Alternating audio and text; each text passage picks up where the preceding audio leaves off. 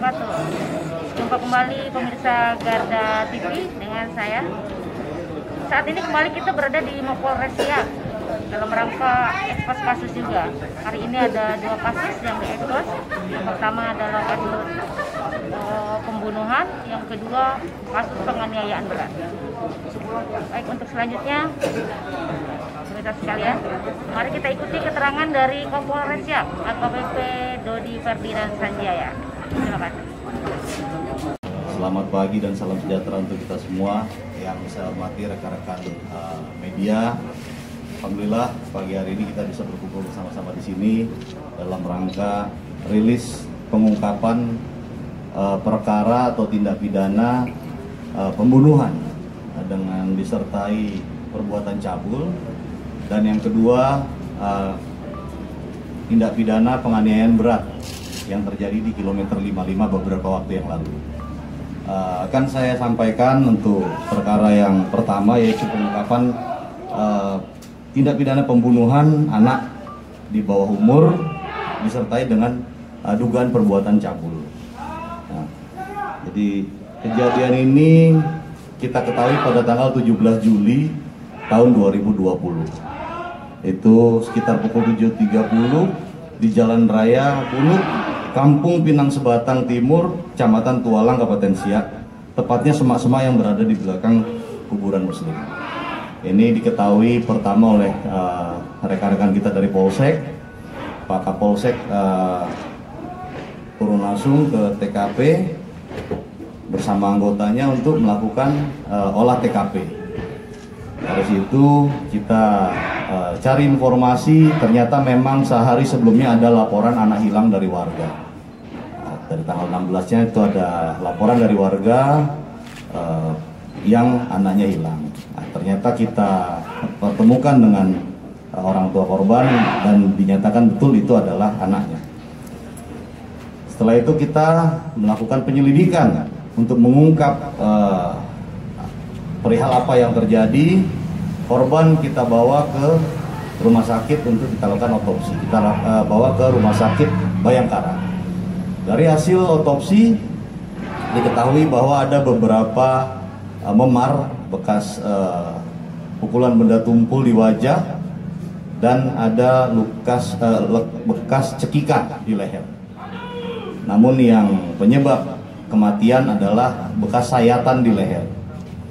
Setelah itu menyusul kita dapatkan informasi bahwa pada lubang anus itu ada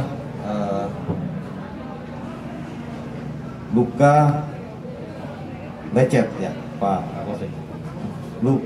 Luka baru yang menganga, luka lecet baru dan menganga di lubang anus yang bersangkutan.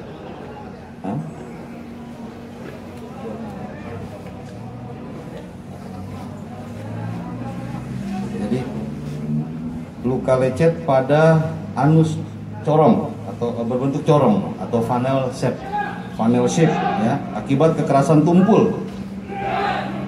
Berdasarkan pola dan deskripsi luka sesuai dengan kasus sodomi yang telah berlangsung berulang. Nah, itu. Jadi bertolak dari hal tersebut, gabungan tim reserse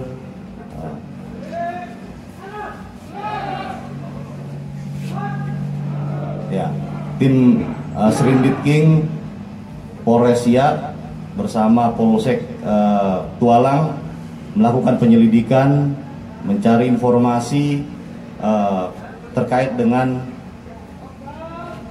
hal-hal yang mungkin mengarah kepada terjadinya pembunuhan ini.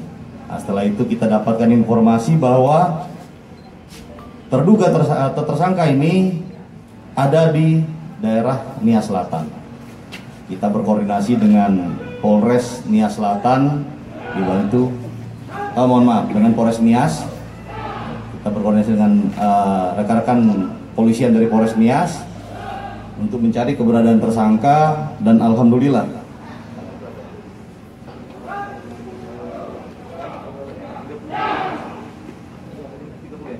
pada tanggal 30 Juli 2030 terlampaui Kenapa saya bilang gitu? Karena penangkapannya ini sekali jalan.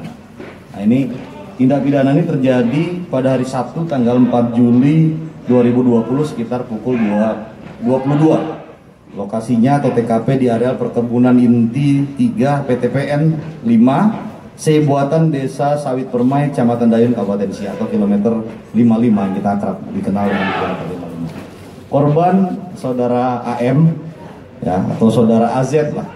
Inisial saudara AZ, 52 tahun, Melayu, ya, pekerjaan petani, asal Kecamatan Dayun, Kabupaten Siak.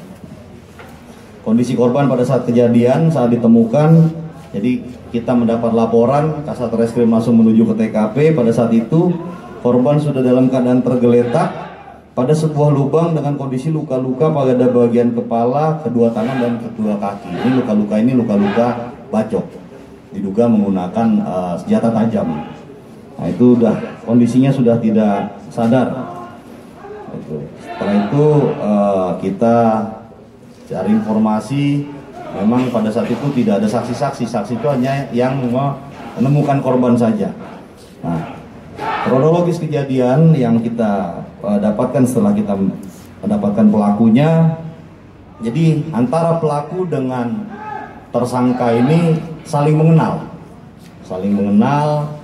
dan mereka berdua ini bersama-sama bertemu di TKP, yaitu di area perkebunan inti 3 PTPN 5 tadi, kilometer 55 itu. Nah, mereka ngobrol-ngobrol, ada sedikit salah paham juga di sana. Jadi ada kecurigaan pelaku terhadap korban terkait dengan urusan mereka yang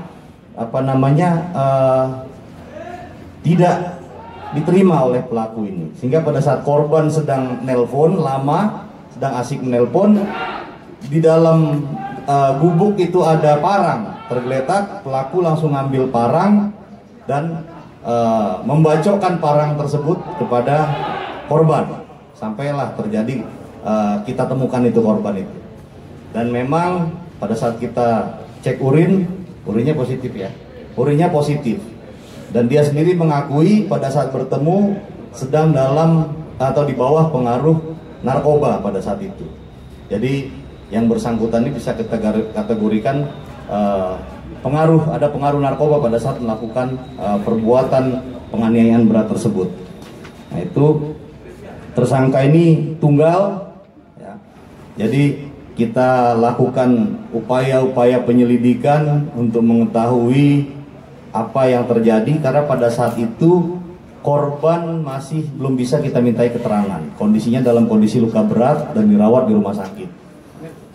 Kasat Reskrim mencari bukti-bukti atau petunjuk, termasuk juga informasi-informasi yang ada. Nah, kebetulan motor korban pada saat itu tidak ada. Sempat dugaan kita ini pelaku pencurian dengan kekerasan atau perampokan pada saat itu ya, karena motornya nggak ada. Ternyata setelah kita sisir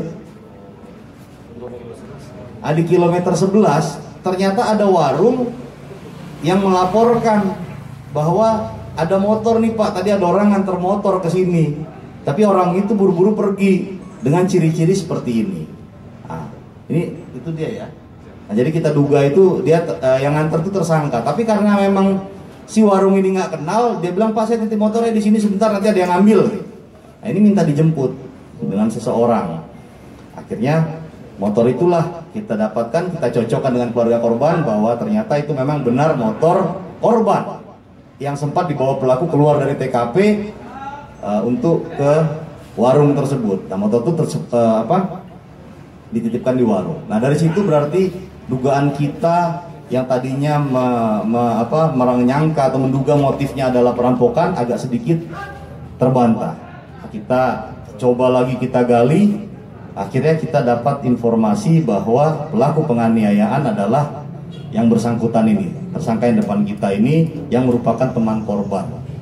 Nah, itu motifnya adalah sakit hati atau salah paham, kecurigaan korban terhadap kecurigaan tersangka terhadap korban, terhadap hal pribadi. Nah, itu sehingga dilakukanlah pembacokan itu.